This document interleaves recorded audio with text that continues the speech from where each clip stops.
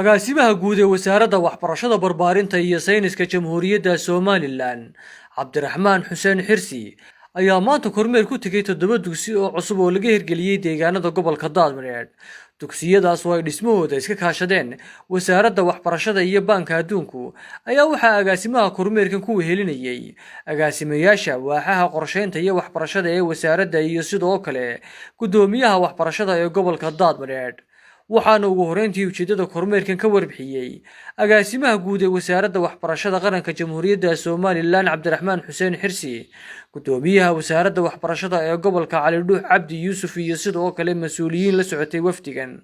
sharaf iyo guul weyn bay tahay inay ku soo dhaweyno gobolkii Daadmareed gaar ahaan dugsiga hoose dhexe Balicigaal mudane agaasimo guud iyo agaasimo waxeedo sharaf bay noo tahay in rajo badan oo ay naawilayeen reer Balicigaal muddo 10 sano ah inay maanta inagoo xafiiskii joogna ayaan ka rumaynay hadafka. sharaf weyn bay noo tahay, guul bay noo tahay, waa waxaan ku faani doono oo faan bay naga noqomaysaa, waa wixii waajib iyo xaq laynagu lahaa ayaan gudanay. oranaya waxa weeyaan dhismii ugu dhamaaday dugsigiina kal teeramka dambe ama fasiliteedka cusub ee 2016 ayuu noo furmi doonaa.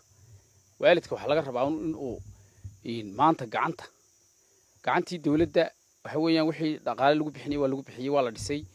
gacanta iskuulka waxa ugu haynaysan koow ardaygii, macallinkii, guddigii waalidka intaaba waan isku xidhnaada.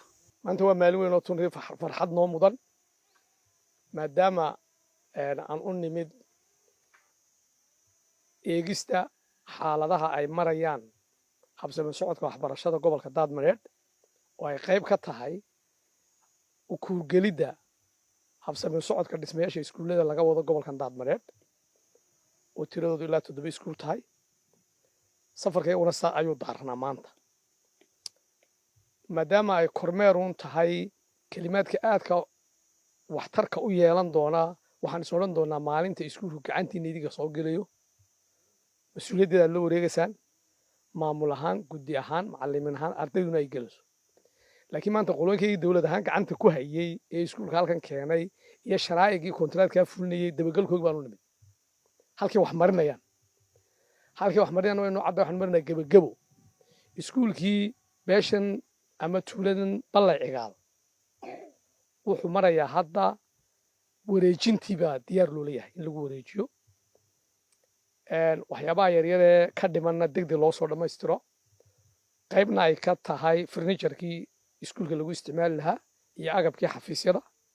laakiin markaad dhinaca dhismaha ka eegto, markaad dhinaca laydhka ka eegto, markaad dhinaca biyaha ka eegto, dhammaantood waxay marayaan meel fiican oo runtii lagula wareegi kara iskuulka laftiisa.